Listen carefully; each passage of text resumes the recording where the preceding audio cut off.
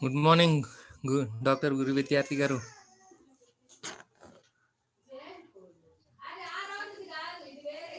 Yeah, Mahesh.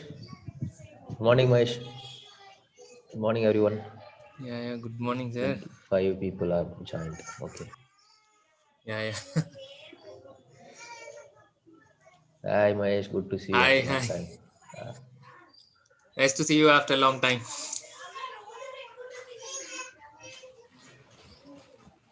So he's Mr. Narendra. He's our co-faculty. Hi sir, Hi, Narendra. I am a student of Gautam sir, PhD scholar. Gautam. He, AP Gautam sir. Sir Gautam. Very good. he's HCU part PhD. I am doing it sir. Very good, Narendra. Good to know that. Yeah. Where do you do your project? Sir, Narendra, where do He you is do your MTech from project? NIT Is it in Varangal. HCU or you are doing experiments? yeah, I am doing experiments in Okay. RGUKT itself sir. So my Oh, project very good. related to Very good. friction stir welding and all. So we had equipment Okay. here, so I am doing it here only. Okay. That's good. Which year of PhD you're in? So it's a fourth year sir. Okay. Good. So maybe in another 5 minutes we'll try to start the session so that Yeah. meanwhile students will also get joined into the session. Okay.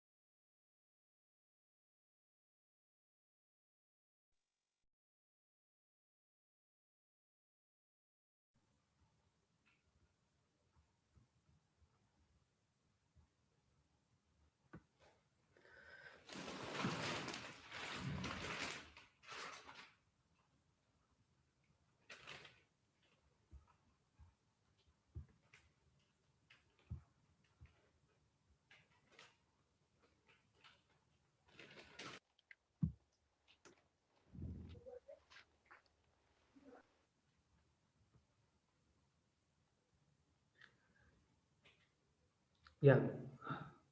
Good morning, everyone. I welcome you all to the first session of day 2 of short-term course on emerging technologies in processing of advanced materials and its characterization. I would like to introduce today's presenter, Mr. Dr. K. Guruvidyathri. So, Dr. Guruvidyathri is an assistant professor in School of Engineering, Sciences and Technology, University of Hyderabad. Dr. K. Guruvidyathri has got dual PhD degrees, one from IIT Madras and one from National Tsinghua University, Taiwan. He received his master's from IIT Madras in Metallurgical and Materials Engineering. He has 4 years of industry experience in steel, automotive, and power sector before his PhD. He has published 11 research articles and a book chapter. His interests are computational thermodynamics, alloy design, structure property correlations, high entropy alloys, and other advanced engineering materials. So, I would like to hear from Guru Vidyadhi sir about today's session. So, the session is handed over to Guru Vidyadhi sir. Thank you, sir. Thank you. So I'm audible now? Yes, sir. Yes, sir. Yeah. Yes, yes, yeah. Okay. Thank you. Thank you, Mechanical Engineering of RGUKT for doing this. Thank you, Mahesh, for inviting me. I'm happy to be here. It's a pleasure I'll, to be yeah. associated with you. Yeah, thank you. So I'll start sharing my screen now. Yeah, yeah. Narendra, you think you can start? Yeah, I made in course, sir. Okay.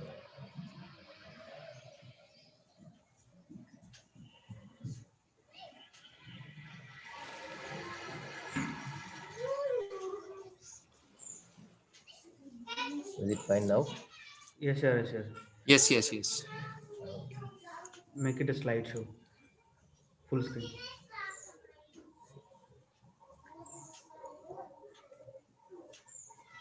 Okay. So this program is focused on computational thermodynamics for compositional design of advanced alloys. Okay, so there are multiple terms here. Some of you may not be familiar with each of these terms. I will explain computational thermodynamics to a large extent in this.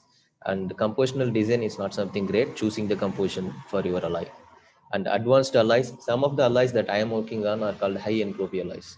So those are some futuristic material. They do not presently have any applications, but there are several other cases where compositional design is presently used using computational thermodynamics. So I will be talking about all those things now.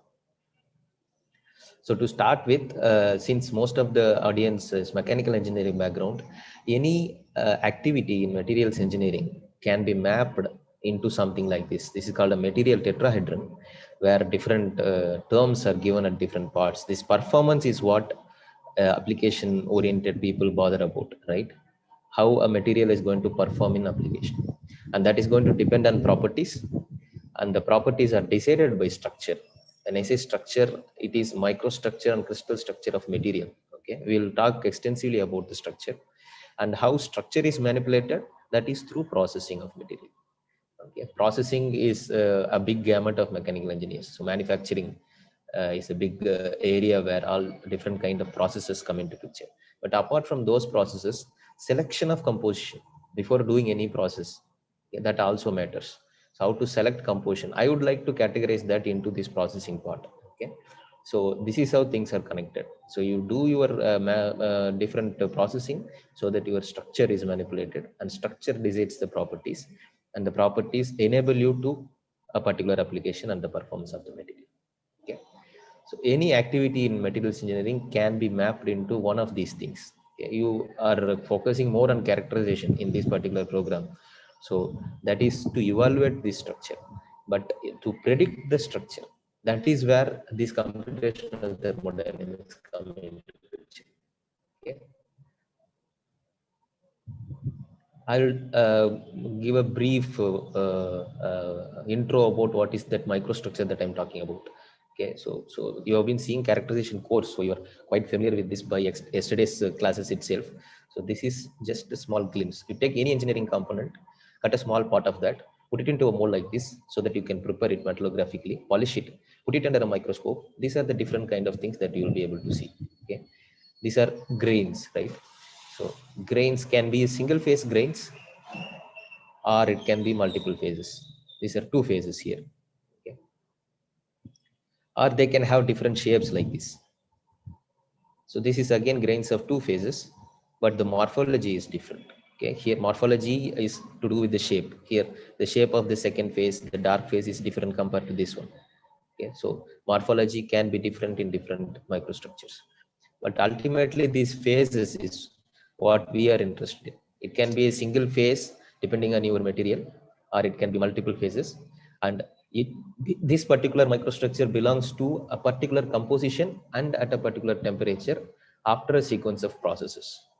Okay, so this composition, temperature, and processes, all of them can affect the microstructure, but the focus on this particular class is about the first two parts, composition and temperature. How are they going to decide what phases? Focus on this. We have two phases, bright and dark.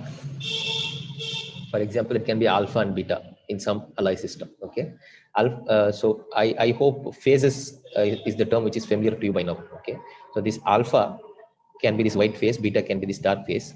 Each one will have some crystal structure, different crystal structure, of course, for alpha and beta, and the composition of alpha will be different from composition of beta. But there will be a overall composition for the entire microstructure. That is called the overall composition. Okay, how phase diagrams are useful in understanding this? This microstructure belongs to a temperature, and this belongs to a binary system now. Okay, it can be A, B, generally talking. For example, copper silver system, it has a two-phase mixture like this. Okay, and the composition, as I just mentioned, this entire microstructure has one overall composition, that are the average composition.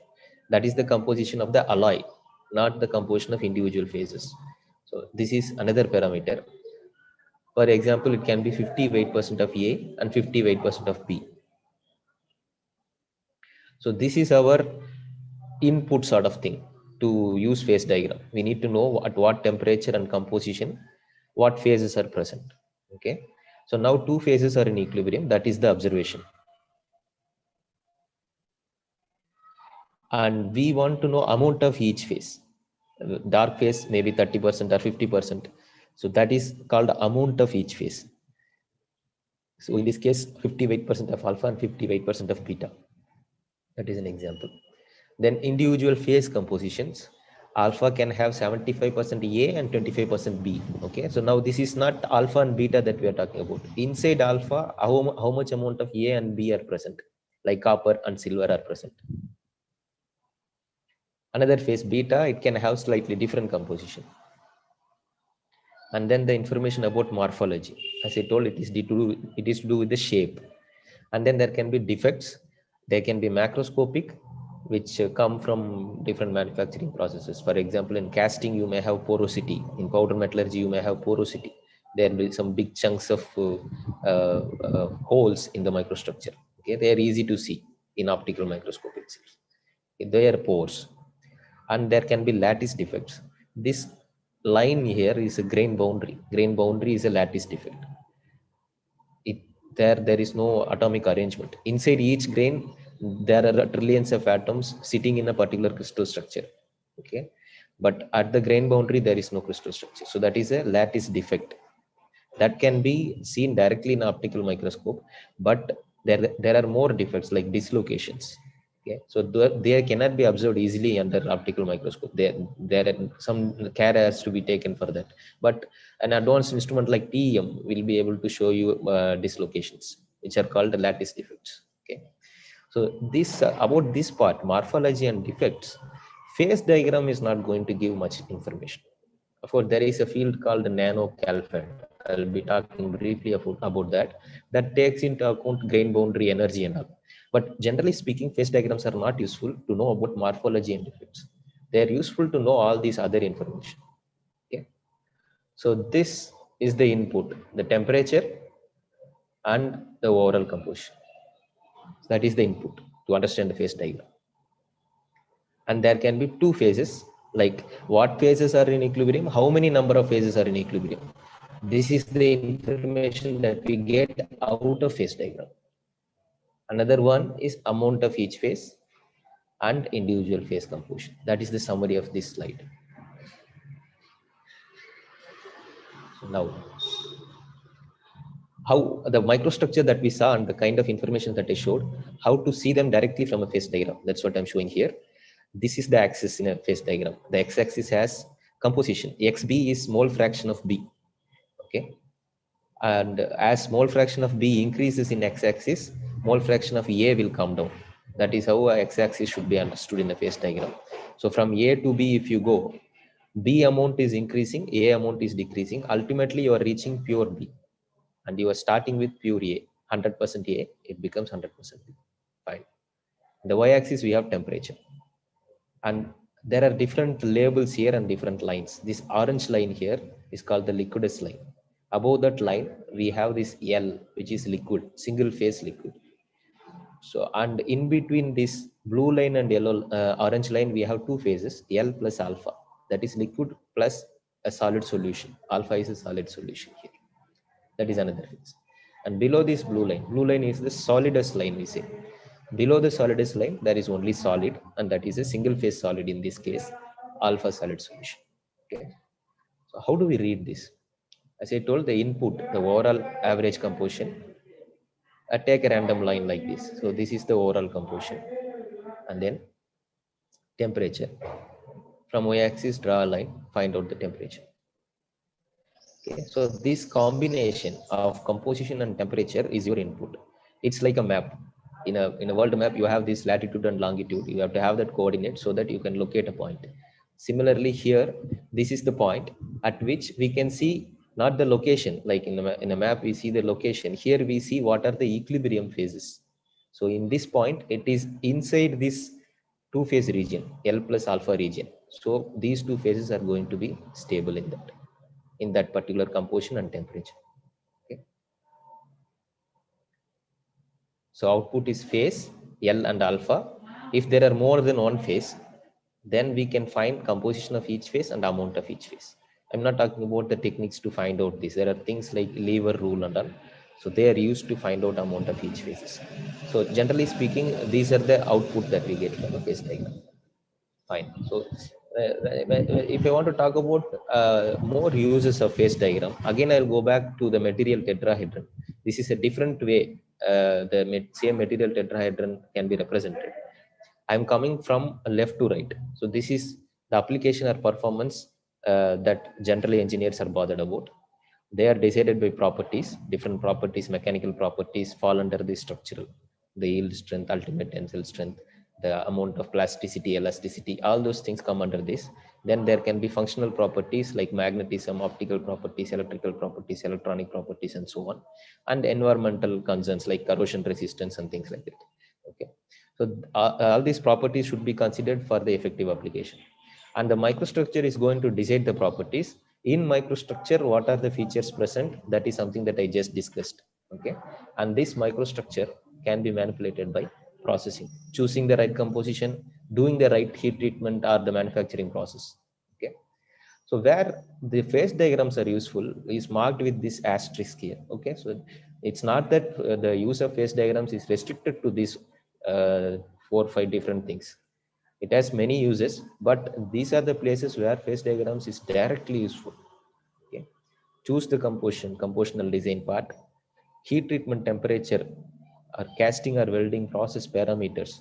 All these can be decided based on phase diagram. And in microstructure, what phases are present can be taken from phase diagrams. So this class will be focused on compositional design, as I told. Phase diagrams are the roadmaps. By now you would have understood. If you have a phase diagram, you can choose your overall composition to land at a particular microstructure, combination of phases. Okay. So you know, now you understand the significance of phase diagram. How to get the phase diagrams is our next part. So to get the phase diagram, there are multiple experimental methods. For example, calorimetry is one method. In calorimetry, we just put the sample, heat it, cool it, what happens to it at different temperatures, that can be recorded into phase diagram. Okay. Like that, there are many techniques experimentally. But this class will focus on computational methods. When I say computational methods, it uses the science of thermodynamics. Okay. So in science of thermodynamics, what decides everything, the ultimate criteria for phase stability is Gibbs energy. And Gibbs energy is minimized, things become stable. Okay. So these Gibbs energy descriptions are something that we want. If we have that, then we can calculate phase diagrams from that. So that calculate phase diagrams, that part is where computation comes into picture. Okay. And this technique is called CalFAD. Okay. Calculation of phase diagram. The capital letters here are abbreviated into this acronym actually. So this is CalFAD. Okay. Calculation of phase diagrams. This is the field about which I'm going to talk. If you are not familiar with, I'm not telling any physical meaning of what is Gibbs energy and things like that. I just told when Gibbs energy is minimized, you get a stable microstructure. Why is it so? How from thermodynamic laws, first law, second law, third law, and all, how this idea of Gibbs energy minimization comes into picture. All these things, if you are not familiar, there are multiple books to learn. I am uploading periodic videos into this YouTube channel, Thermometer. Okay, if you wish, you can follow this. It has 5 to 10 minutes videos of different small concepts. So that will be very useful for you, because I'm not going to cover anything of that in this particular class. So this is the part that we are going to focus: computational thermodynamics. What is computational thermodynamics? As I told, it originally started as CalFAD, calculating phase diagrams from thermodynamic models. So these thermodynamic models are for Gibbs energies. Okay. So I in the previous slide, I told about calculating phase diagrams from Gibbs energy descriptions. And those descriptions are basically coming from thermodynamic modeling. Okay. I will talk about that as well. Later, this originally started, it's about 40-50 years ago. Okay, then the approach is quite versatile. Its application got expanded into kinetic regime. Okay, you know, kinetics and thermodynamics are different. Thermodynamics tells you what is the ultimate stable microstructure, or what is the ultimate stability. If there is a reaction, and if that reaction has a negative Gibbs energy change, then the reaction is feasible. If it is positive, the reaction is not visible. This is something that you would have done in your school. Okay, so what is that? The thermodynamics tells you whether something is going to happen or not, and kinetics is going to tell you how fast things will happen. Okay, if thermodynamics tells you that the reaction is not feasible, things are not going to happen, then no matter what kinetics is, it is not going to happen. That's all. If thermodynamics says yes, something is feasible, then kinetics is going to decide how fast that is going to happen. Okay, and if kinetics is too slow, then you may not even observe that. Thermodynamics told you that this reaction is going to happen, but kinetics is too slow that the reaction is not happening for practical purposes. That also is possible. But if thermodynamics itself says no, then it's a no. Kinetics cannot make that happen. Okay, so that is a very basic difference between thermodynamics and kinetics. The CalFAD which I am talking about is basically thermodynamic modeling, but the tools, the mathematics used in this can be also used for kinetic simulations, kinetic studies, and also some defects, like surface is a defect actually. So defects energies can be included into CalFAD. So what I'm trying to say is the CalFAD become more versatile. It started working on different areas. So there is a need of a more inclusive term rather than just CalFAD, and that term is computational thermodynamics. But anyway, this class is going to be on CalFAD only, the first part, calculating the phase diagram part. So I'm going to explain what is CalFAD in a nutshell. There are two different big categories I can make among the activities that are happening in CalFAD. First is for CalFAD users. Okay, so if you are learning this particular session, the extension, the use of this session can be what I'm going to talk now. Okay, that is where the CalFAD users part is there. There is another part which is for the CalFAD experts, which I will explain now. Okay, so what CalFAD users do is use database, okay, thermodynamic databases where Gibbs energy descriptions are kept, okay, and do thermodynamic calculation of phase diagrams or property diagrams, thermodynamic property diagrams or tables, etc. So this is what a CalFAD user can do. What CalFAD experts do is get the Gibbs energy descriptions. so that these databases can be made. Okay, how to get the Gibbs energy description? It is by using a process called thermodynamic assessment. Okay, and once we do thermodynamic assessment, we can compile the databases, and those databases can be used by more general users to calculate phase diagrams. Okay, so the why I made this difference is the calfed users part is useful for anybody, any engineer, anybody who tries to understand what material to use, or whether their material will be sustaining the environment and all those things can be of interest to many engineers. So they can do this thermodynamic calculation, but they need database. To get the database, a small community of experts, I think around the world there can be about 500 to 700 people, not more than that, who does this thermodynamic assessment. Okay, so I'm going to talk about both of these. This thermodynamic assessment involves three major activities: generation and evaluation of input data. I will talk about what are these input data and what to do after getting the input, modeling the Gibbs energy, and then there is something called curve fitting, that is fitting the model to the input data. I will talk about all these things. So about user or expert, one thing is important now, that is the essential science. There are many things in thermodynamics which are to be considered, but one is the most important. I'm going to talk about that alone now. Okay, that is Gibbs energy minimization. For this, what we need is Gibbs energy composition diagrams. This GX is Gibbs energy composition diagrams, and this is the thermodynamic basis for phase diagrams. Some of you might have studied this in your physical metallurgy. So this is the phase diagram, the right bottom, the figure F. This is a phase diagram where in y-axis we have temperature, in x-axis we have composition. A, B is two elements. Okay, and we have different things labeled here. This is the liquidus line, this is the solidus line. This is something I already talked about, and there are different points like B, C, and temperatures T1, T2, T3, and all. I will ask you to focus on this alone. Okay, so just I'll show you what is in the y-axis of these other diagrams. 1, 2, 3, 4, 5. All these diagrams are Gibbs energy composition diagrams. In the y-axis we have Gibbs energy in this. Okay, focus on this now. Y-axis we have Gibbs energy, x-axis we have composition. Just like a phase diagram, we have composition in x-axis. So that is not a problem now. But in y-axis we have Gibbs energy. And there are two lines here.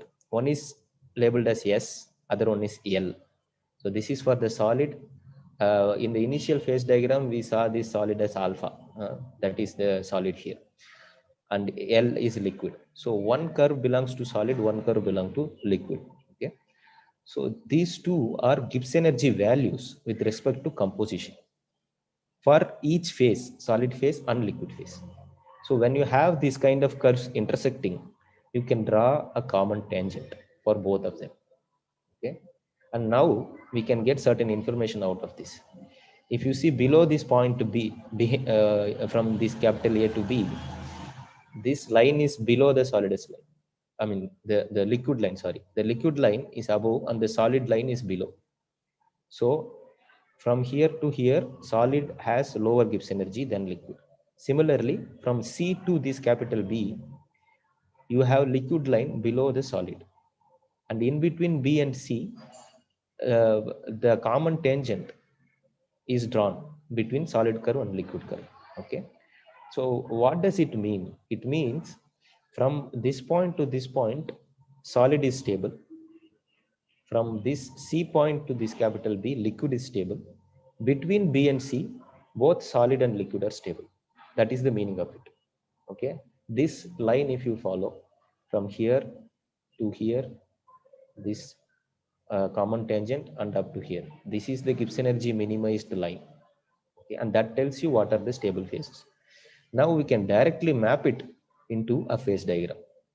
In the phase diagram, focus the temperature T2, and that is where the entire Gibbs energy curve, both the solid and liquid curves are drawn.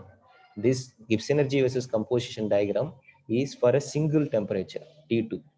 And now we are going to map whatever information that we get from this Gibbs energy composition diagram to the phase diagram.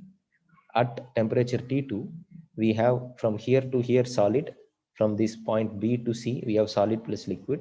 From C to this right extreme, we have liquid. Okay. So do this for all the different temperatures, then join all the curves where the solids and liquid starts to be in equilibrium. And this is the point where that equilibrium ends. Okay. So these two curves you can get. This is how you obtain a phase diagram. So Gibbs energy curves are going to give you the phase diagram. That's the takeaway here. This is a temperature T1. If you see here at temperature T1, there is nothing. In the entire zone, there is only liquid, which is stable. Okay, we are above this solid liquidous line. So the entire thing is liquid here. So at temperature T1, throughout the composition from A to B, we have only liquid being stable. Okay. So how does that look in a Gibbs energy composition diagram? It looks like this. Liquid curve is below the solid curve throughout the composition. As simple as that. Okay. Now, this Gibbs energy minimization is what matters. That is the essential science of CalFET. Now you got an idea of what lies behind the phase diagram. Okay, this is the one which is most useful application wise, that can be obtained from thermodynamics, basically from Gibbs energy descriptions. So what is the requirement? If you want to do this and get a phase diagram, what is the requirement? We need to know what are the possible phases. Now there are two lines here. How do I know only two lines should be there? In this particular A-B system, how do I say that there is only one solid? Initially, I showed a microstructure where two phases are coexisting in copper-silver system. Okay, so then how do I say there is only one line here for solid alone? Okay, there can be one alpha line and one beta line also. So there should be a knowledge about what are the possible phases in a system.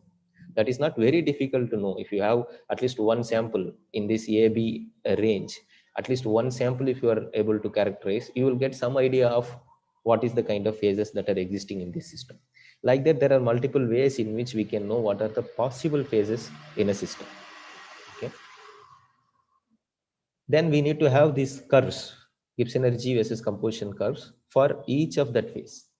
Okay, this is the requirement. So what is the Gibbs energy curve? It is basically the equation of these curves. That is what we require. That is the Gibbs energy description. Okay, equation of these curves is the Gibbs energy description, and that's what we need. How to get that?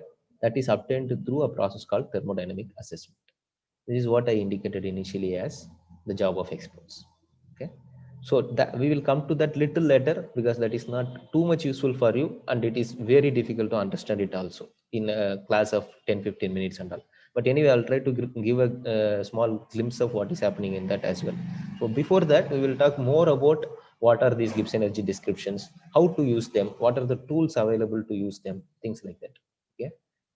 So these Gibbs energy descriptions are kept in a file called a database file. These are commercially sold also. Okay. What are the different tools and databases we have to do all these phase diagram calculations? Thermocalc, Pandat, FactSage. These are commercial software companies with specific specialities. Thermocalc and Pandat are mostly same. FactSage focuses more on extraction metallurgy sort of thermodynamics.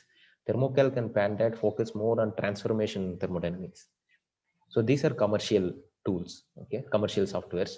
OpenCalFat is a free software, but you can actually see what are the subroutines inside the software also in OpenCalFat, and you can play around with that. Little tricky to use. Thermocalc is extremely useful. It's extremely easy to use. Thermocalc, Pandat, and all. Okay. And then apart from these tools, if these tools are not having the databases, then there is no use for the tools. Okay, they can only do the minimization. As I told, there are curves and there is a common tangent. You can figure out what are the stable phases. That particular part is called the minimization. That minimization is a small mathematics, numerical methods. Okay, and that is put into a small code that is there in all these thermocalc, Pandat, and all. But what is required is the Gibbs energy curves that is kept in this different databases, and that is specific to material type. For example, if you take steel, the steel has mostly iron, right? added with some allying additions. So iron rich material database is available that has to be used. That is how we say the specific databases are specific to material type. If you use some other database, let's say copper alloy database, to predict the microstructure of steel, there will be significant errors. Okay, so one has to be careful in choosing the database. There can be open databases. For example, pbin is a binary database which has descriptions for many binary systems, that is open. Okay, and there are encrypted databases which are commercially sold. tcfe10 is a steel database. tc means thermocalc, that is the first software that I talked about. fe is iron for steels. 10 is the version. There are 10 versions of this database. The latest one is tcfe10. Like the TCHEA is for high entropy alloys, PAN HEA is a Panda database for high entropy alloys. So now I'll talk about how people have used this and what kind of things they are able to do with this, especially the research community. I'm not talking too much about how industry people use it. Academic research kind of examples I'm going to give you now. Okay. Phase fraction plot for single composition of a multi-component alloy. That is something that phase fraction plot is something that is very useful for a multi-component alloy, because the moment I say multi-component, you can imagine the difficulty in making the phase diagram. Till now, whatever phase diagram I have shown you is for A-B system, 2-element system. The moment we go for a 3-element system, we have to compromise some visuality. The moment we go for 4 or 5-element system, it's very difficult to make a phase diagram and see what happens in the entire composition range. For binary, it is very easy. A and B, throughout the entire composition range, we are able to see what phases are stable. But in a multi-component system, that is not possible. Okay, so we have to make some kind of compromises. Either we have to fix the temperature, we have to fix the composition, or we have to put some restrictions on composition. That is the only way to see a multi-component phase diagram. Okay, luckily, if we have a single composition and we want to just know what happens to that single composition with respect to temperature, for that we can use something called a phase fraction plot. Okay, I will show one example. So this is one of the papers of mine where a colleague of mine who has done experiments on this particular alloy. I have predicted what kind of phases will form in this particular alloy and presented a kind of a diagram like this. So if you focus on this diagram, it has volume fraction of phases. This is the amount of phases that I talked about initially. That is in the y-axis. Okay, in a phase diagram, we don't have axis like this. A normal A-B phase diagram that I showed, binary phase diagram, we don't have an axis like this, volume fraction of phases. But in a phase fraction plot, this is what we can have. And in x-axis, we have temperature, not in y-axis. What it gives you is, with respect to different temperatures, what phases come into equilibrium and what is their amount and how the Sorry amount. to interrupt, sir. Yeah. Your screen is got stuck, I think. It's only showing a few examples in materials engineering still. Oh, just a minute. I have to possibly share one more screen.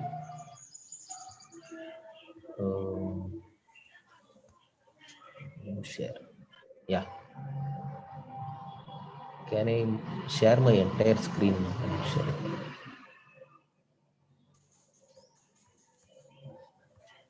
Files.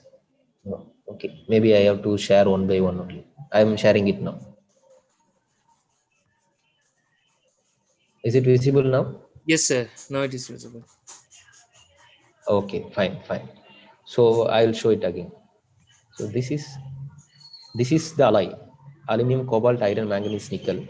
In this alloy, experiments are done, what kind of phases are forming is figured out, and we want to know whether thermodynamics also gives the same phases or is there any difference. So for that we have done some calculations.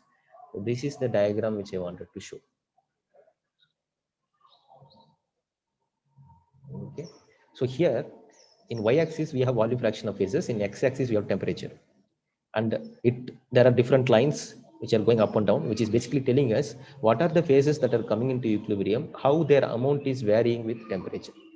For example, if I take this 800, there is this dash dot dot phase, which is FCC, and this phase with dot, which is B2. So B2 and FCC are in equilibrium at 800. You can directly see what is the amount. About 0.17 is the amount of FCC. About 0.83 is the amount of B2. So two phases are in equilibrium at 800. Their phase fractions are red. Like that, at different temperatures, what phases come into equilibrium can be seen from this diagram. So this is one of the applications for multi-component systems. Okay. Now I will show one more paper, isoplathal section. So here again for multi-component system, this is a diagram where you have some kind of compromise, some kind of conditions put on the composition axis. So here again, like just a phase diagram, binary phase diagram, we have composition in x-axis and temperature in y-axis. But if you see the terminal side, COFENI, that is in one side, and chromium content is increasing in the x-axis, and ultimately when it reaches 25, we have cobalt, chromium, iron, nickel, another alloy. Okay, so in between, what happens when chromium content is increasing, let's say from 5 to 10 to 15 to 20, gradually COFENI content is decreasing. That's the meaning of it. Okay, and in this case, between the temperature of let's say 1100 to 1700 Kelvin, what phases are in equilibrium? That can be directly seen. And from COCrFeNi, if we start adding manganese, it goes from COCrFeNi to COCrFeMnNi, a different alloy. In that alloy, what will be the stable phase? Again, when the manganese content increases, the content of all the other four elements gradually decrease. So this is how we put some kind of restriction on composition and try to visualize phase diagram for multi-component systems. No, it's not a simple binary system. Okay. Now I will show what else we can get other than phase diagrams. So this is Gibbs energy composition plots. They can be used to obtain certain insights into what kind of phases form, why they form, and things like that. So I actually wanted to understand based on Gibbs energy what happens to different phases. I mean, how the phase evolution occurs based on thermodynamics. Ultimately, I ended up proposing a method for alloy design itself. Okay, this is one of my papers. So there, I will show you just Gibbs energy versus composition diagrams. These are nothing but Gibbs energy versus composition diagrams.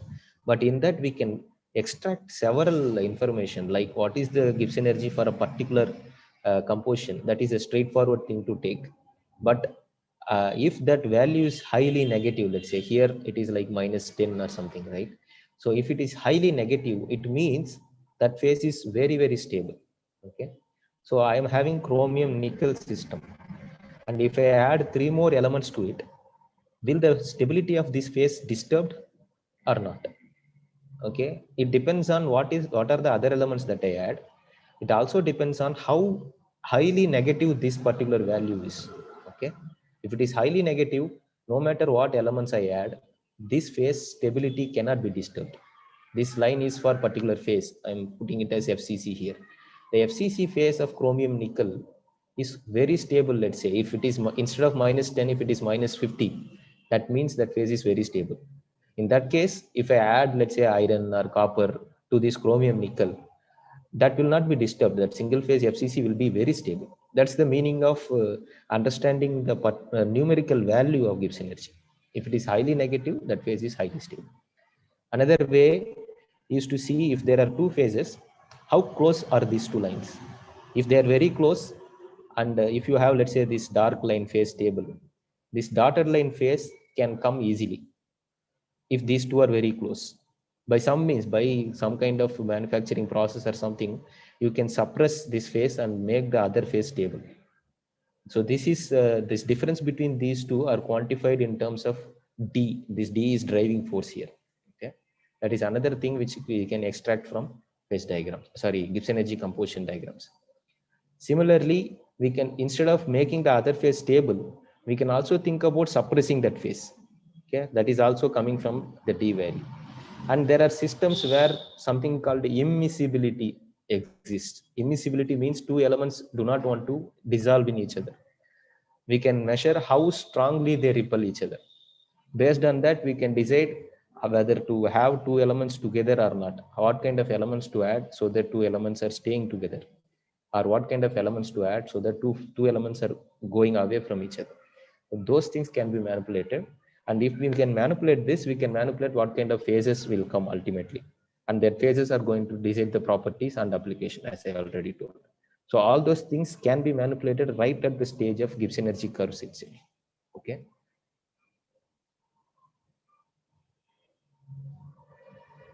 Go back to the PowerPoint. So these are some of works in which I was involved. I will show a work from somebody else. This is from US Air Force lab. So this accelerated exploration of multi-principal element alloys with solid solution phases. What these people have done is taken the databases which are available with commercial softwares and put some conditions, alloy selection criteria. It's not just about what phases are forming at what temperature now. It's about the temperature at which they want application to take place, a small temperature window. Within that range, they don't want any phase transformation, because you may want to go up and down in a small temperature range. Let's say in an application, temperature goes from 400 to 500 degrees, then comes back, again goes up, again comes back, like that. So within this range, you don't want a new phase to come into picture. If that is your condition, you can put that restriction in your softwares like thermocalc or pandat. You can create a file where this kind of restrictions can be programmed, and you can call multiple databases and calculate what are the stable phases in multiple compositions. You can have thousands of compositions stored in a file, and each of that composition will be called, and in each of the composition within this temperature range, whether there is any phase transformation occurs or not, that can be figured out. Like that, from thousands of compositions, let's say only 300 compositions qualify this criteria. Then you can take that and analyze them for other properties, like you want a low density, you want a high strength. Those things can be analyzed later. But the initial screening from thousands of alloys to 300 alloys, that can be done using this kind of accelerated exploration. So this uses nothing but databases from thermocalc. This work depend on only thermocalc. After the initial stage, something else can be done. Okay, so like that, possibly I will show their conclusions and all. Just to get the idea of numbers. Okay, not able to locate it directly. It's actually from a few tens of thousands, they have come down to few hundred. So that is the kind of screening that is possible with the thermocalc. Okay, so that is another application for CalFET databases. So a few more examples which can be easily related by somebody who works on materials engineering research. Compositional design of new alloys is what I just talked about. Microstructure prediction, equilibrium phases at various temperatures. I have shown an example, phase fraction plot for this. Tentative phases in a rapidly solidified alloy. This is not something that I talked till now. So this is something called the shale simulation. What it does is, if you do a casting, you are rapidly solidifying from a liquid state to the solid state. If it is a sand mold, sand casting, it will take slightly more time compared to a die casting. So die casting is much more rapid in terms of cooling rate, and the phases formed in die casting will be quite different from what are formed in sand casting. Okay, so in this case, what happens to extreme fast solidification microstructure? Okay, that can be predicted from CalFET databases. As I initially told about kinetics, how fast things can happen is a regime of kinetics. But thermodynamics can be used only when extreme fast cooling rate happens. Okay, this is an extreme case. This is under the gamut of thermodynamics. That is called a shale simulation. If you are interested to know about the shale simulation, any physical metallurgy textbook will give you some idea about what is the shale model. So there you can get things like atoms diffusing in a liquid state with infinite diffusivity, and in solid state there is no diffusion. So if you take this assumption, simply from phase diagram you will be able to tell what will be the microstructure of an alloy which is rapidly solidified. Not about equilibrium. When I say equilibrium, it is about keeping at a particular temperature for a long time. Then you will know what are the equilibrium phases. But a rapidly solidified alloy also has some microstructure which can be predicted simply from phase diagram. So that is possible. That is the point that I'm talking here. Tentative phases in a rapidly solidified alloy. Then microstructural characterization. Okay, dissimilar alloys, welding or friction stir processing. For example, if you have stainless steel welded to aluminum, stainless steel has the elements like iron, chromium, nickel. Aluminum alloy has elements like aluminum, silicon, magnesium. If you join these two, what are the phases that can form at the interface, at the weld interface? There are 6 elements coming here. Okay. And if you see how many number of binaries are possible among these 6 elements, 6C2, that Sir, is the combinatorics. sorry for Yeah. interruption. We are still getting the PDF. We are not showing anything. Oh, is it? Yes, sir. Oh, God. How can this happen? Both files are shared actually. Okay. Now is it visible? Not yet. Not it, sir. Yeah, now it's fine. Yes, sir. Now it's. Okay. Okay. So, okay, tentative phases in a rapidly solidified alloy. This is what I was talking, showing this slide for most of the time. Microstructure characterization where dissimilar alloys joining. This is the example where I am now. Okay, so stainless steel has iron, chromium, nickel, 3 elements. Aluminum alloy has aluminum, silicon, magnesium, some other 3 elements. But if you weld these two, what are the phases that can form at the interface? Okay, so 3 elements here, 3 elements here, total 6 elements. Among these 6 elements, imagine how many number of binary phase diagrams are possible. 6C2, that is the combinatorics you have to use to figure out what are the number of binary among these 6 different elements. And if you want to know what phases will form at the interface where all these 6 elements are interacting, you will be puzzled to see which phase diagram, which binary phase diagram to see. So you have to see a multi-component phase diagram first of all, and that is not easily available because all these databases that I'm talking about are not available for all the materials. Okay, it is still evolving process. The entire CalFed community is working on generating databases for different material systems. Okay, so to get a phase diagram for a 6-component system like this, especially when you don't know what is the kind of interaction that will take place at the interface, at the welding interface, it may be that iron and aluminum are diffusing very fast, or one of the phases in aluminum iron binary system has very highly negative Gibbs energy. You don't know any of that. Okay, so this is where CalFed kind of databases will be used. Okay, so when things get tough, CalFed will be of much help. Okay, so your tentative phases formed in powder metallurgy, for example, are process like additive manufacturing.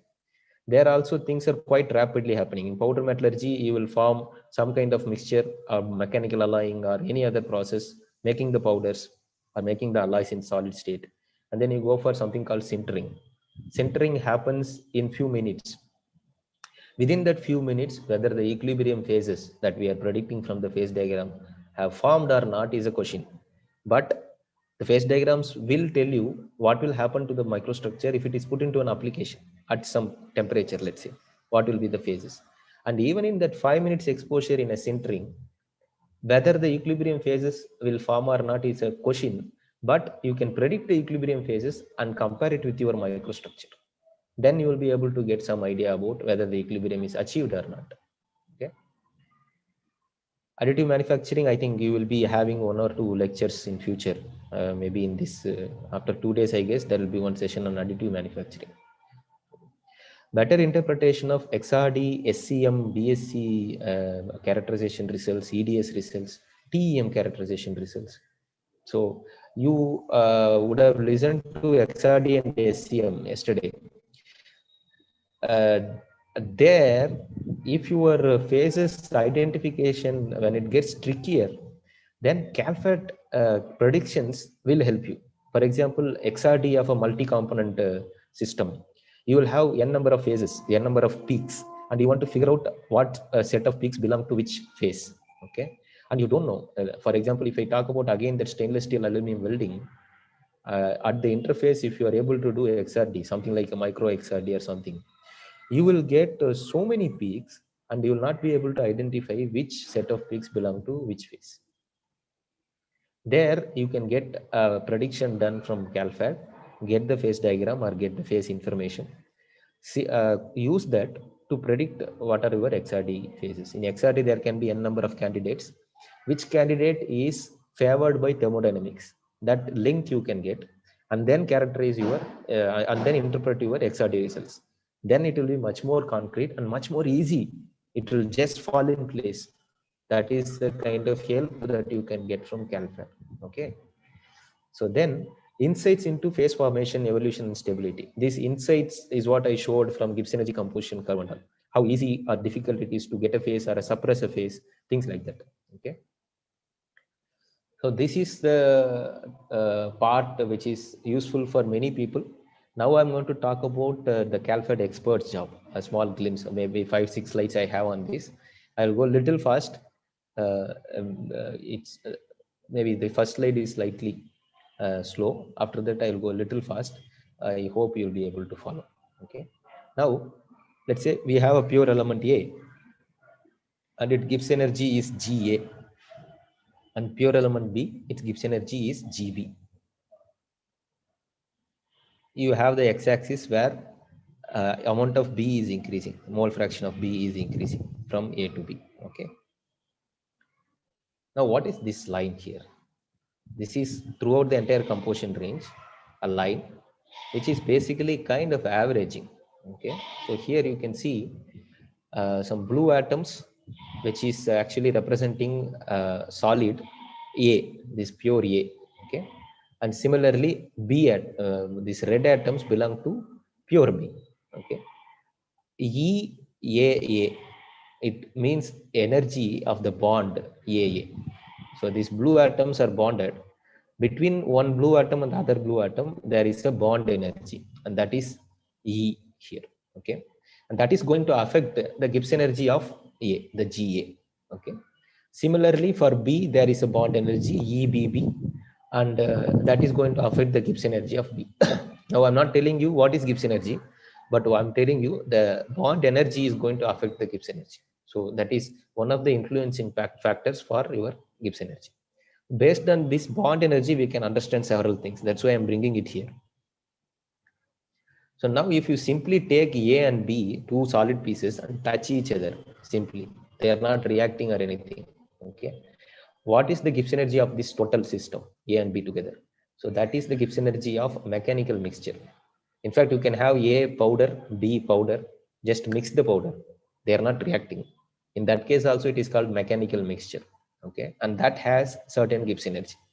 That Gibbs energy is what represented as this straight line here. The purple color line represents Gibbs energy of mechanical mixture. Okay, it is easy to calculate. This is the formula to use: XAGA plus XBGB. The mole fraction of A, multiply that with Gibbs energy of A. Mole fraction of B, multiply that with Gibbs energy of B. Sum these two. That's all. That will give you this straight line. Okay. For example, if you take this point here, there it is 50% A, 50% B. In terms of mole fraction, it is 0.5 A, 0.5 B. Okay. So 0.5 into Ga plus 0.5 into Gb will be this point. Like that, you can do it for any other composition. Okay. Now, we mix this A and B. For example, let's say both the solids we are heating up, making them liquid, dissolve the liquids together, and then solidify. So you form a solid solution, let's say. It's not that always it will form a single solid solution. In this system, let's say it is forming a solid solution. And the energy, bond energy also is like this. For example, energy of AB is equal to energy of AA, which means the blue atom Whether the neighbor is another blue atom or red atom, it doesn't matter. The bond energy is same. If that is the case, this kind of mixing is called ideal mixing. Okay, and it has a Gibbs energy like this, the yellow line here. Okay, so this is Gibbs energy of an ideal solution. How to calculate this? First, you calculate this purple line, which is XAGA plus XBGB. Then you calculate this deviation from that purple line. That is called the Gibbs energy of mixing for an ideal solution. Delta G mix ideal. Okay. What is this green line? That represents Gibbs energy of a real solution. Okay. These ideal solutions are not practical. When I say bond energy of AB is equal to bond energy of AA, that is not going to happen. There will be always some kind of change. That is what real solutions will have. And how to calculate this green line description? You first have to get the description for the purple line, XAGA plus XBGB, and then the ideal contribution, which is the yellow line, delta G mix ideal, and then the deviation from the yellow line to green line, that is delta G excess mixing. Okay, that is called excess Gibbs energy change due to mixing. Now, this XAGA and XBGB, that is easy to calculate, I said, because GA and GB, if pure element Gibbs energies are known, which is also tricky to find out, but fortunately, in 1990s itself, these things are standardized. Pure element Gibbs energies are standardized. So we have these values now. So it is easy to calculate the purple line. And it is also easy to calculate the yellow line, the ideal mixing configuration. When I say ideal mixing, it does not bother about what are the elements we have, whether it is copper or nickel, like that. N number of elements you can select. But the ideal mixing Gibbs energy does not bother about what type of elements we choose. It is always only one value. Okay, it depends only on the composition. What is the percentage of A and B? It does not bother about what is A and what is B. So it is easy to calculate delta G mix ideal also. What is tricky is delta G excess mixing because it depends on elements. If it is copper and nickel, it will have some value. If it is copper and silver, it will have some other value. Okay? And that is where all the thermodynamic assessment work is going to happen. These are called interaction effects. Okay, as I told initially, in the ideal mixing, blue atom does not bother whether the neighbor is blue atom or red atom. It will have the same bond energy in ideal case. But in real solutions, there will be some kind of change in this. That change can be either more than pure AA bond energy or less than AA bond energy. Okay. Based on that, we can say whether the A atom attracts B atom or A atom repels B atom. Okay.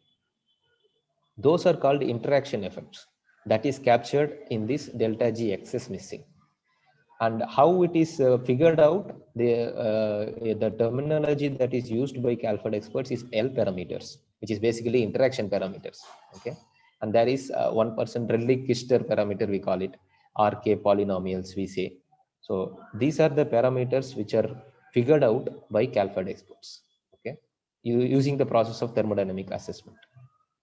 So I hope you got an idea of what are the different things that go into this curve now. About L parameters, how to get them through thermodynamic assessment. It involves these three major category of work: generation and critical evaluation of input data. So first input data should be generated. Then modeling the Gibbs energy. Then curve fitting. So fitting the Gibbs energy model to the input data. That is the curve fitting part. So first we will focus about the input data. Input data is any data that is related to Gibbs energy. Ultimately, you want a Gibbs energy description. So any data that is related to Gibbs energy, all those relations that you have seen in your thermodynamics, in multiple relations, you will find Gibbs energy. So all those relations, whichever is related to Gibbs energy, are useful here. Okay. The mostly used formula is this one. This is something that everybody who has done at least one course in thermodynamics would have seen. G equals H minus Ts. Enthalpy minus temperature into entropy.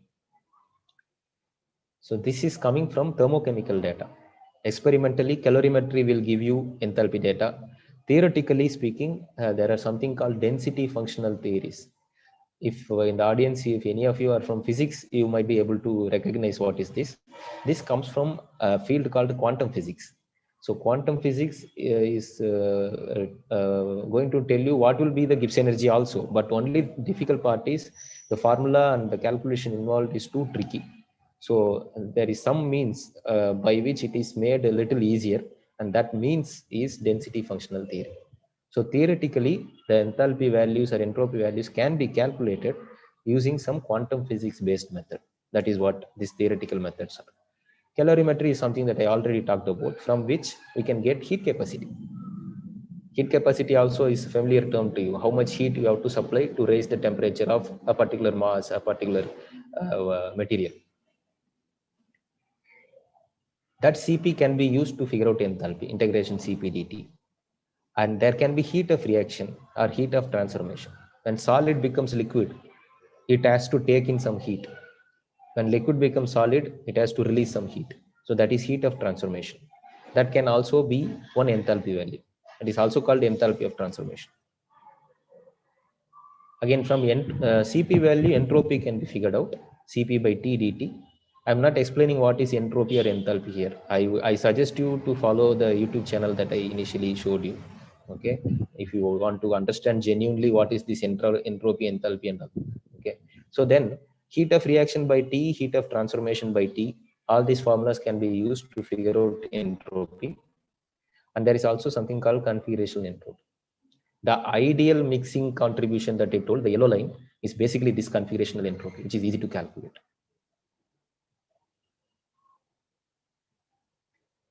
Now more about again input data.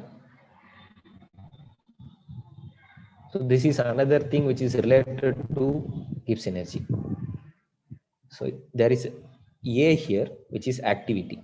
Okay, thermodynamic activity can be experimentally measured, and that can be converted into this G bar and G naught and all. So this is nothing but Gibbs energy, but this is a slightly different Gibbs energy. This is called partial molar Gibbs energy. This G bar, G naught is pure element Gibbs energy, which is something that we have seen like Ga, Gb and all in the diagram. So this can be figured out. What is the Gibbs energy of pure A in its solid state or its standard state? What is the Gibbs energy of that pure A in a solution? The difference between these two can be figured out from activity. Okay, that activity can come from electrochemistry. This is the Nernst equation. This also you might have studied. Okay, this electromotive force can be measured, which can be converted into activity, or partial pressures can be measured on top of a solid of its own vapor, and that can be converted into activity. So somehow we can figure out what is activity. That activity is going to give us some amount of Gibbs energy values. This is also called as chemical potential. This partial molar Gibbs energy G bar is also called as chemical potential. So all these data are again related to Gibbs energy, so they can be used as input data. Another type of input is something familiar to you by now. I told you Gibbs energy curves are going to decide the phase diagram, and phase diagram is going to give you what are the equilibrium phases.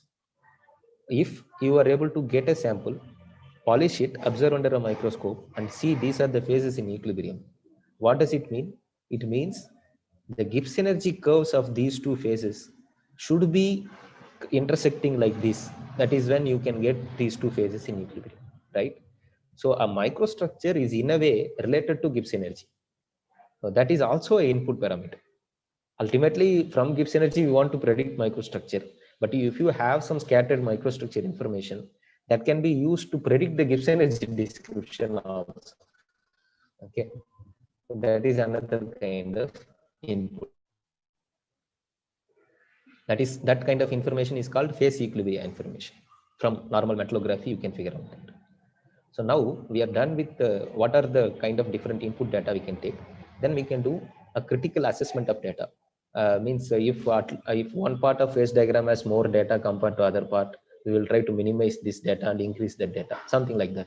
So that is called critical assessment. And all these input data are kept in a file called a pop file, .pop file. It's called parameter optimization file. Do not bother about it. You can think about it as input data file. Okay, that's all. I'll show one example. Maybe I need to share the screen carefully now this time. Uh, yeah, you're able to see a new file now. Yeah, yes, sir. Okay, so Notepad. now, yeah, notepad file. So this is a pop file. You can see the file name cocri-6.pop. This is the input file I'm talking about. Just one example I'll show in this. Here you can see experiment on FCC and sigma. Some phase names are given here, and uh, at some mole fraction you can have some values tabulated like this. Here also some phase name is given, and some values are tabulated like this. So these values are nothing but the thermochemical data I showed initially. For example, this one, we have HMR of sigma, means enthalpy per mole with respect to some reference state. I'm not talking about reference state also in this. That is also some thermodynamics. Don't bother about it now. This H is enthalpy value for a phase sigma, which is given in the third column. That's what it is. And the kind of error involved in the data is also given, which means this value and this value are compositions. This is the composition, this is the error in the composition, and this is the enthalpy value. So enthalpy value is tabulated in this file. Like that, all the data that is related to Gibbs energy are kept in this file. This is the POP file. In your language, you can treat it as input file. That's all. Okay. Now I'll go back to presentation.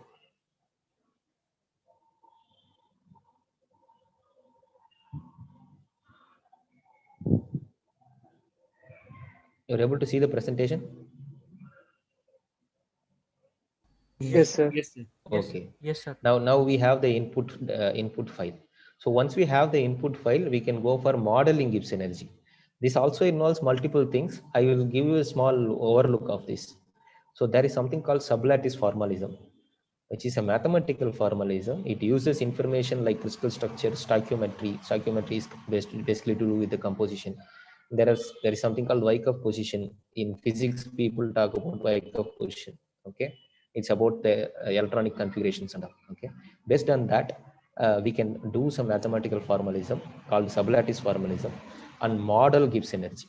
Okay, so I'm not showing much detail about that. It will be too much to say now for beginners. Okay, and we also have to have an equation like this. This is the Gibbs energy description. Ultimately, this is going to be the Gibbs energy description, where we have parameters, the L parameters that I talked about, interaction parameters, in this form, like English letters V1, V2, and things like that. So they will be kept in a file called setup file. You can imagine it like the file with models. Okay, again I'll show an example.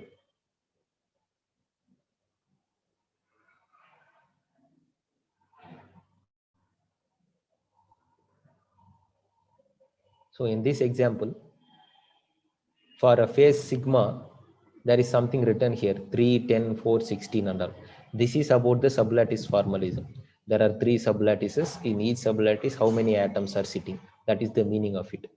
But don't bother too much about this.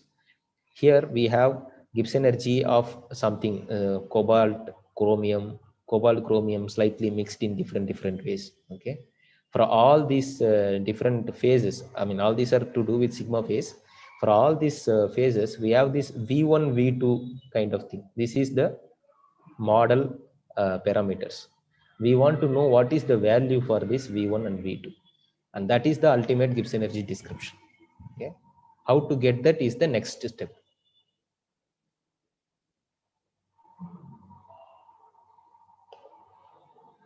I'm coming back to this thing. So the next step is called curve fitting. That is where the model is fitted to input data. Setup file plus input data file, put them together in something called optimizer. There we will do this curve fitting. It is basically a statistical curve fitting. Okay, if you have come across in mathematics statistical methods of fitting a curve, you will see many methods in that. Some of the methods from that are used here, but it is not as straightforward as that. There are multiple things one has to consider when doing this. For example, this particular paper, I hope you are able to see the screen. Let me share it again. Yeah, so this is some guidelines for thermodynamic optimization. This optimization is nothing but curve fitting of phase diagrams. And this is written by Professor Ari Kumar, who is my guru in CalFAT from IIT Madras. So this some guidelines. This is how it is titled. It has nothing but the tips for doing this thermodynamic assessment, curve fitting part, the third part that I'm talking about. So you can imagine the kind of expert is required to do this kind of the curve fitting and all. Okay. So that's why I did not want to go too much into details of it, because anyway it will not go into your mind, it will go above. So I will not spend much time on that. So ultimately the output is values for this V1 and V2. Okay, that is called your Gibbs energy description. Okay, I have an example files not presently working. Let's leave it. This V1 and V2 will have some values like some numerical numbers. That's what ultimately happens. Okay. So now I'll talk about briefly the fortune of our time. So you can imagine about 200 years ago, the entire thermodynamics started, where we have classical thermodynamics coming into picture, where people like Carnot and all bothered about how to make engines more efficient. That is when it all started. But ultimately, where it ended is through Gibbs for materials, and ultimately in the last 40 years, having that to predict different material properties and whatever the application that I told, in the form of CalFAD, where computers can be used, all the data that people have collected from whatever it is, calorimetry or whatever it is, activity measurement things. All the data is compiled into different databases. Now people are working to make the models for Gibbs energies from all these different experimental methods. And ultimately, commercial databases are available. You can just take the data, give some small inputs like this is my element, this is my temperature, tell me what are the phases. So to this extent, we have come in about 200 years time. And especially the availability of this database part, that is a huge amount of work, and that is also there in our time. And of course there are a lot of things which need to be done, so that will be ultimately the progress of CalFed towards future. But I also told about quantum physics, which is quite powerful. It is discovered about 100 years ago, but quantum physics cannot overthrow thermodynamics. Quantum physics is enough to predict the microstructure, but the problem with quantum physics is the kind of calculation effort involved. So the equations are so complex, and even for a single element, if you want to figure out what will happen, it is extremely difficult to do all those calculations. That is why techniques like DFT have to come into picture. So imagine for a multi-component alloy, quantum physics cannot be used easily. Even with extremely powerful supercomputers in 2021, you will not be able to do these calculations for a 5-component system, even if you run the machine for a months of time. Okay, so that is the difficulty in doing quantum physics calculation. Therefore thermodynamics cannot be overthrown easily, and it has much more things evolving now. So ultimately this is where we are in terms of timeline of this thermodynamic calculations for materials. Okay, so there are a lot of things which are already done. There are a lot of scope for future work also. So if you are a beginner who is looking at this field as something very interesting, you can actually get some orientation into how to use these databases and predict phase diagrams. That is where you can start, and you can slowly grow in even developing the database level. Okay, that will be my kind of a bigger picture message to you. Thank you. You can ask questions. We have about 15 minutes time. If you have anything bigger to discuss beyond these 15 minutes, you can always write to me. This is my email ID. Thank you.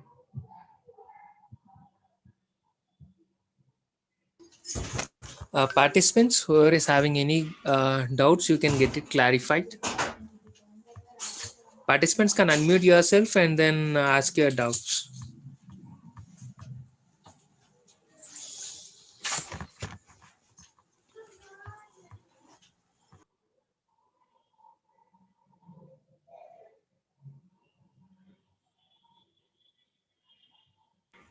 If you have any issues with your unmuting thing, you can even type in the chat box.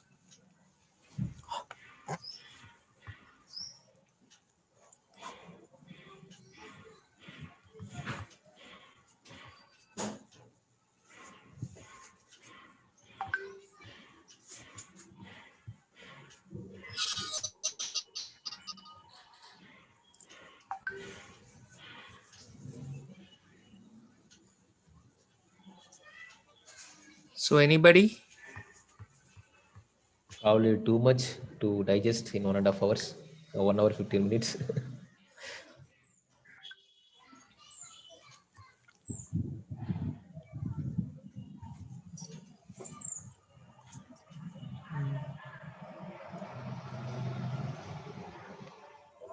Nobody has any doubts. So So if looks like you everything is very clear for them. yeah, that's okay because the field itself is new and I have covered quite a few things, so it may be Yeah. too much to digest for many people.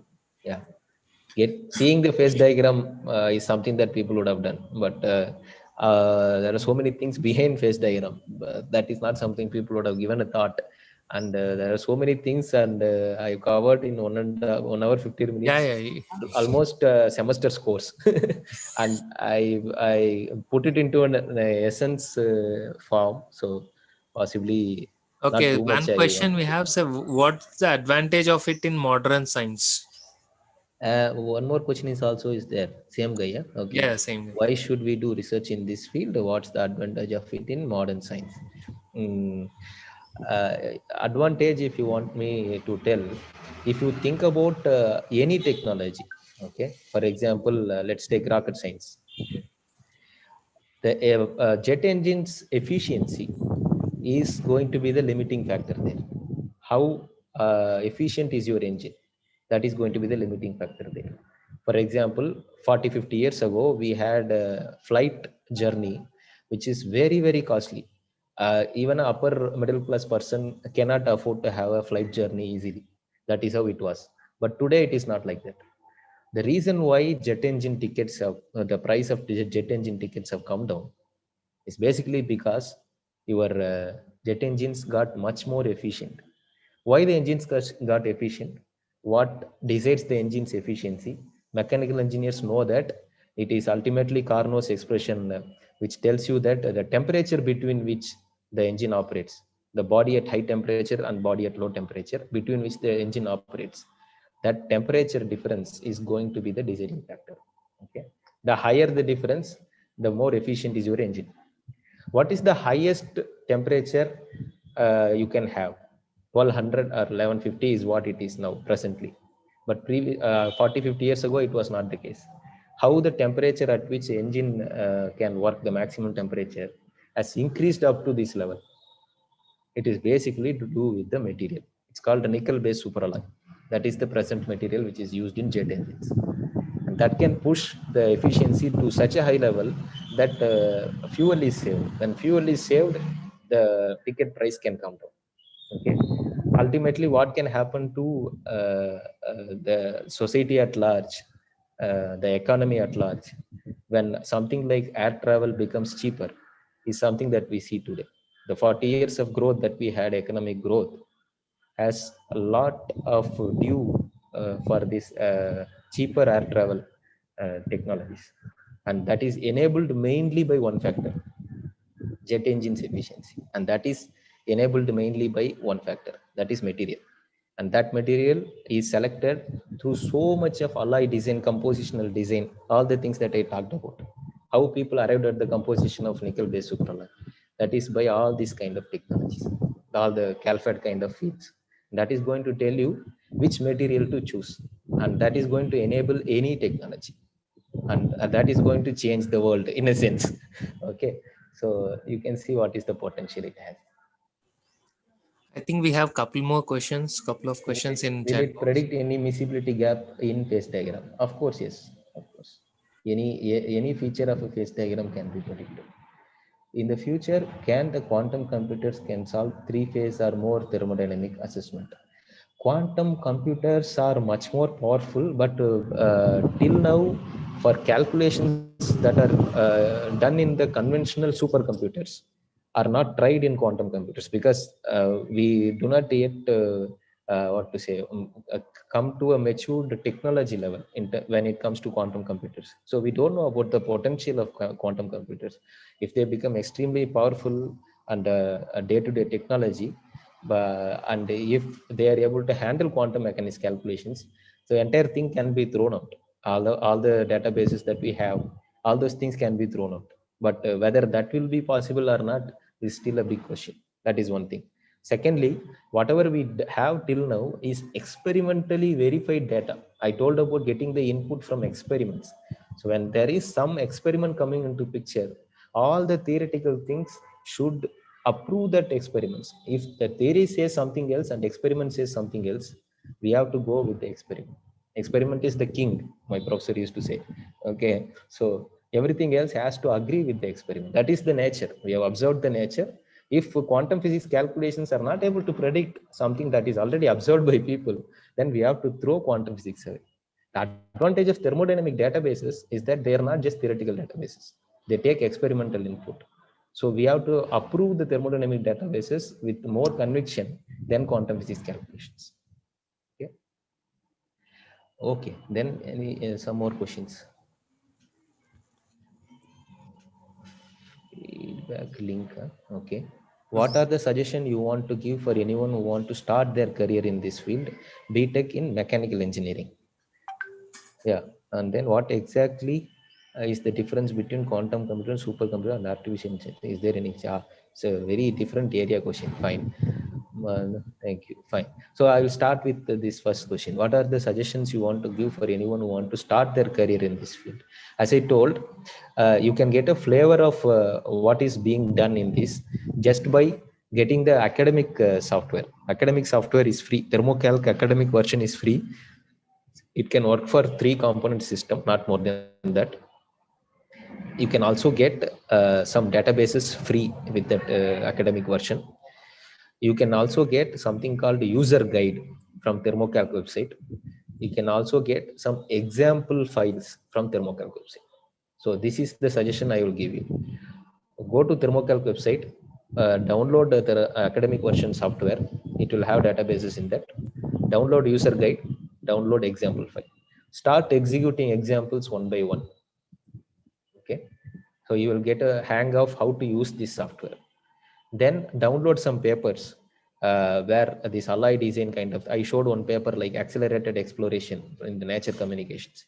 Like that, there are papers which are dealing with selecting composition for advanced materials. So you can see in this area what kind of research is going on, in what areas new materials are required. In fact, invariably every technology requires new material, but you can focus your thing on, let's say, high temperature materials or corrosion resistant materials. All these are extremely scopeful areas. Okay, so you can decide on one of them, or energy materials, something like that, and focus on what kind of research is going on, what is the latest best material in that area, in what way people want to push that limits, and what is required for pushing that limit, and which material can satisfy that limit. All these are literature review that I'm talking about in terms of material selection. So you can figure out that, and you can also have a hang of how to use thermocalc and predict phase diagrams and things like that. And then you can try to see how this particular field can help. You can find an expert in the world. As I told, some 500 to 700 people are there throughout the world. In India, there are about 5 to 6 people only. So you can choose one of them and work with them, so that you get trained about this thermodynamic assessment and all, which are quite tricky, which requires a lot of expertise. This is how you can get into the field, and this will be my like overall guidance for you if at all you want to launch into this. Maybe this quantum computer, supercomputer, artificial intelligence, I will ignore, because that is something else altogether. Okay, quantum computation, supercomputer, I told supercomputers are still based on your conventional technology of electronics, and it is shrinking the size of the computer ever so smaller, and it is become more and more powerful. Okay, so these small computers can be integrated to a room size. That is the kind of supercomputers we have today. In IIT Madras, we have something called Virgo supercluster, which is quite powerful. So like that, around the world, there are many advanced computers, which are again like your laptop, but much more efficient. Okay, and quantum computer is something else. The technology itself is different. Okay, it does the calculation not in this kind of chips. It takes some other technology into consideration. It does parallel computer using duality nature of electrons and all. I myself don't know all those things, but one thing I can be sure, that it is not like your conventional supercomputers. Okay, fine. What are the basic languages a person should know before using CalFed? How to learn the use of CalFed? Okay, you don't need to know any language. Okay, no programming language skill is required to learn CalFed. There are something called graphical user interfaces, which are like using your app. Okay, you can just click button and say, this is my system, this is my temperature, what will be the phases present. Okay, that is easy. Moment you want to do thermodynamic assessment, that is where you need to learn some set of syntaxes. It is almost like C++ language only. Maybe there are about 50 to 100 syntaxes, not more than that, which you need to memorize, get a hang of. Then you will start using CalFed. Okay, so that is my other suggestion. Fine. Anything else?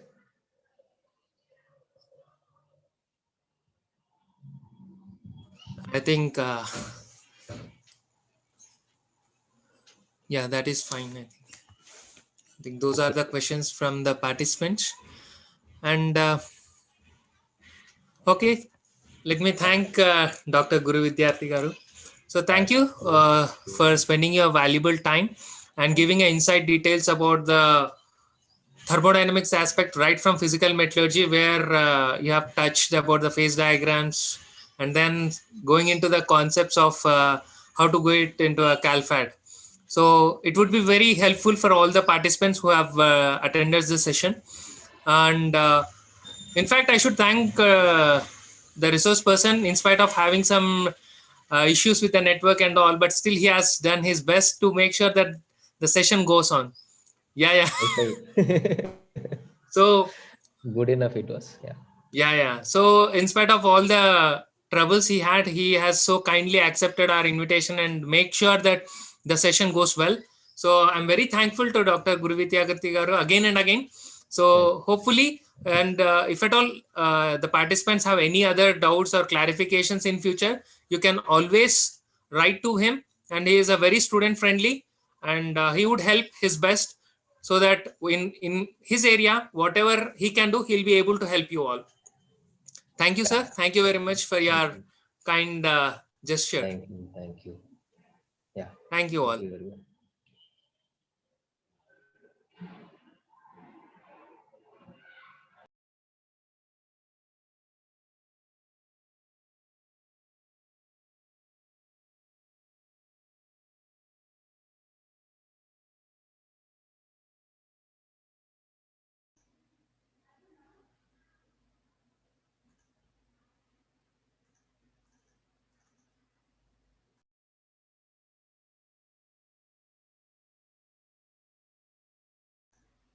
Hello.